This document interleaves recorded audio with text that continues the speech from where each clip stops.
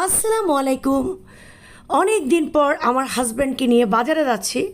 আসলে মাস শেষ তাই মাছ কিনতে যাচ্ছি। তো হাজব্যান্ডকে বললাম যে একটু আমাকে নিয়ে যাও। আগের মতো আর একা বের হইতে ভালো লাগে না। তো হাজব্যান্ড আজকে সময় পেয়ে বলছে চলো তোমাকে বাজারে নিয়ে যাই। তো এখন প্রায় 2:30 বাজে, চলে গেলাম বাজারের উদ্দেশ্যে। তো আমাদের এলাকাতে এই যে রোডের কাজ চলছে, যার কারণে এদিকে গাড়ি আসা যাওয়া বন্ধ। তো মোটরসাইকেল চলে, আমরা মোটরসাইকেলে করে যাচ্ছি, কিন্তু আদার্স অন্যান্য গাড়িগুলো আজকে বহুদিন যাবৎ বন্ধ, যেহেতু রাস্তার কাজ চলছে। তো আরও বেশ কিছুদিন এদিকে রাস্তার কাজ চলবে। দেখতে পাচ্ছেন মেন রোড থেকে কাজ করে করে ভিতরে ঢুকতেছে। জানি না আমাদের এদিকেও নাকি আসবে শুনলাম।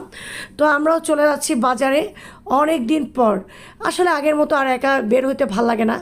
আগে যখন মন চাইতো বাজারে একাই চলে যেতাম, এখন আর কেন জানি ফেসবুকে এসে অলসতা ধরে গেছে আমার।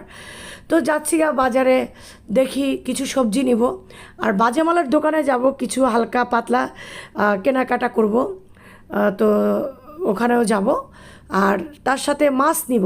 তো আমি জানি না এখন বাজারের কী অবস্থা, যেহেতু প্রায় 2:30 বাজে বের হয়েছি আমি। তো দেখতে পাচ্ছেন এখন কিন্তু রোডঘাট একেবারেই ফ্রি। তো আমাদের চিটাগংয়ের একটা জিনিস খুব ভালো লাগে কি জানেন, চট্টগ্রামের একটা জিনিস ভালো লাগে, আপনার জ্যাম কম, একেবারে কম। ঢাকায় তুলনামূলকভাবে যেই পরিমাণ জ্যাম, আমি যখন ঢাকায় যাই আমার কাছে একেবারে বিরক্ত লাগে। মানে আমি ঢাকায় গেলে আমার কাছে আর ভালো লাগে না। আমি ঢাকায় গিয়েছি মনে হয় লাস্ট 7-8 বছর হয়ে গেছে, যদিও বা অনেক আত্মীয় থাকে ঢাকায়। তো চলে আসলাম নুর ইসলাম ভাইয়ের দোকানে। নুর ইসলাম ভাই হেসে আমাকে বলতেছে, আফা অনে আইবার সময় ন ফোন না, এখন কিল্লাই আসুন দেয়। হয়তো অনেকে বলবেন যে এটা কি বললেন।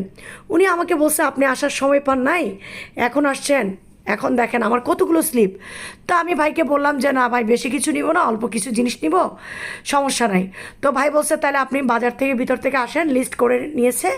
তো আমি ওই মাছ বাজারের ভিতরেই যাব এখন। তো দোনো হাজব্যান্ড ওয়াইফ মিলে হেঁটে হেঁটে চলে যাচ্ছি, দেখতে পাচ্ছেন বাজারের ভিতরে। তো এখানে এক ভাই তো ক্যামেরার দিকে হা করে তাকিয়ে আছে। তবে এই সময়টাতে আমি জানি না মাছ বাজারে মাছ থাকবে কি না, সন্দেহ আছে। তারপরে যেহেতু চলে যাচ্ছি, তো এখানে একটা বাচ্চা মেয়েকে ধরছিল, মানে ও নাকি চুরি করছে। তো আসলে না, ওরা ধরছে কিন্তু মেয়েটা কিন্তু চুরি করেনি। মেয়েটা মূলত আসছে মাল নেওয়ার জন্য। ওই লোকটা কেন বললো আমি সেটা জানি না।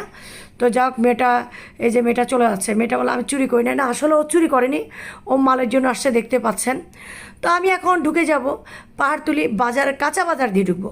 এই যে দেখেন, তো কিছু সবজি বাজারে আসছি, সবজি নেবো না তা কি হয়, 3-4 দিনের জন্য সবজি নিব। তো যাই হোক, বাজারে সবজির দাম এলাকার মধ্যে 20-30 টাকা বেশি। ওখানে আমি যতবারে গেলাম ওখানে 20-30 টাকা কেজিতে কম। সব সময় কাঁচামরিচের দাম আমি নিয়েছি এর আগের দিন রাতে 300 টাকা কেজি, আর বাজার হচ্ছে 270 টাকা কেজি, 30 টাকা কেজিতে কম। তো দেখেন প্রত্যেকটা দোকান কিন্তু মানে খালি।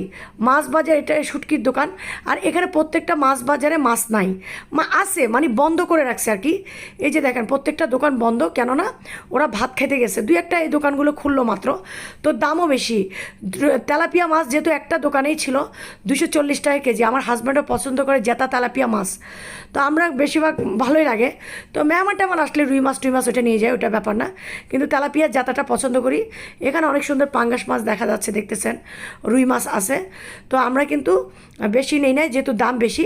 তেলাপিয়া মাছ 240 টাকা করে নিলাম। আচ্ছা, একটা কী মাছ নিলাম ওটার ভিডিওটা করা হয় নাই, সুরমা মাছ নিয়েছি।